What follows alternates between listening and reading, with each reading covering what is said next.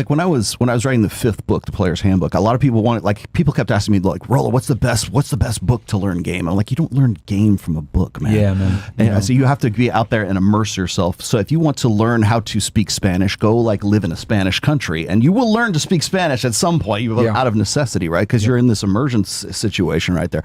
But the thing is, I think back in the mid 2000s when this stuff was coming out, like, I think a lot of people still look at like PUA as like, Mystery with his black fingernail polish and feather boa and everything. It's ridiculous. Yeah. But you're talking about an archetype or like a guy like Mystery that's like almost 20 years ago. Yeah.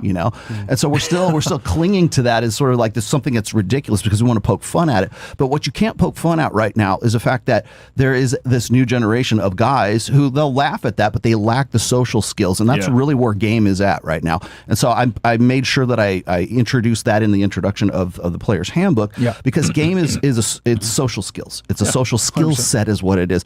So it's not even just about so much like talking, I mean, obviously guys want to talk to women and be good conversationalists, but as you were saying before, it teaches you other skills so you can get a job. So you can like talk to, a police officer, so you can talk to your family, whatever it is, just so that you have those social skills. And I think that one of the things that's happened really for the, the Generation Z, the Zoomers, right? Yeah. Is that because they've been acculturated and brought up behind a screen, they don't have that immersion anymore, so that they're learning those social skills that you would necessarily pick up from previous generations. So when he's talking about like how people think that it's ridiculous to talk about like neg hits or like amuse mastery or some of these old school principles, that was one of the motivations, the incentives for me to write the 5th book, because I wanted to let people know that there's a lot of psychology that's behind all of this. That seems like, oh, it's ridiculous. Well, that would never work on me. No, it would work on you, and here's why it would work on you, because there's psychological principles that are behind that. You just don't have those skills. So like when you were talking about how you guys have been on these shows and you're better speakers, you're better able to interact publicly. I'm a better speaker, a better public speaker today than I was when I was working with Pat Campbell back in 2018. Yeah. And he was my mentor, right? So I learned a lot along the way. Yeah, rest in peace. I learned a lot from him. And so like I knew all the red pill stuff. I had it all down, how to deliver it and how to be a good conversation, how to tell stories about it. Because storytelling is a human need. Like we need to hear stories from people. That's how we understand like our surroundings. We pass on them for how we've done it, throughout history. It's how people were entertained before TV and books it's also how we taught the next generation what we knew from the previous generation as well. So we would have these, folk tales and everything else, or it could be just cave drawings, like here's how we killed the woolly mammoth. Even in the Bible, there are parables to display certain things you want to learn. Storytelling is like part of human nature.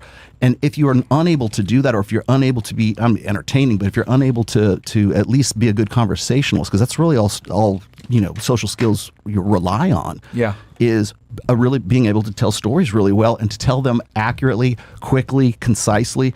There's a great book. It's called Storyworthy. And I think it's Matthew Dix is the guy who, I got it through Russell Brunson, I think is who suggested this.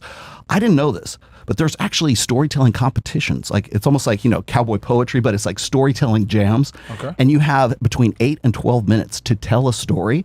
And then the audience judges you, and then they have like a panel of like 6 judges who will say who's the best storyteller. Wow. And it's you, and there's a process to it. There's like, it's layered on, like here's what usually works. It's got to be funny, but if it's funny, it's got to be sad. And if it's sad, then it's got to be funny kind of thing. So there's this ups and downs that go along with it. There's almost a science to telling a good story. Yeah. And doesn't necessarily have to be about you personally.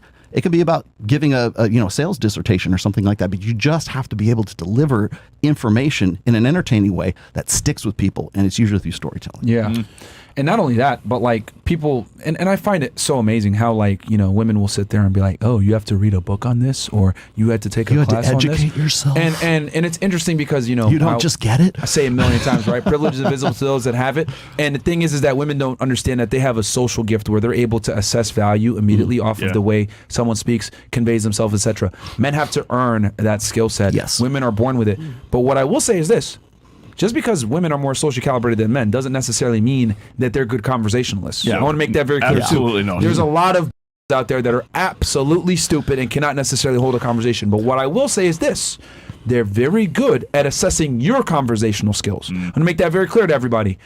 I'm not saying, right, that girls are good conversationalists. A lot of them aren't. A lot of them are fucking and they don't have the prerequisite knowledge, etc., to actually be able to hold a good conversation. However, they're very good at assessing your conversational skills and how you can hold their attention, etc. And be honest with y'all, if you're good at, you'll start to notice this because women are very like-minded. Once you're able to be attractive and tell good stories to one girl, more than likely other girls are going to find you interesting too. Mm-hmm. Yep. Yeah. You know, that's the number one complaint I hear from when I'm dating a younger woman, like 18, 19, 20, 22. The first thing, if I ask them, what's it like dating guys in Miami? What's it like dating guys in Marbella? What's it like dating guys in London? What's it like dating guys your age? The number one complaint is they can't hold a conversation. Yeah. The number one complaint. But isn't it funny though? They're good at picking people. Bad hygiene. Those two right there are the top, like, bad two. hygiene. For social, bad hygiene and that. They're very socially aware, right? But they can't choose the right guy to marry. Yeah, because they're screening for because they're screening for emotional engagement. They can read your conversational skills, but not your character skills, which is crazy to me.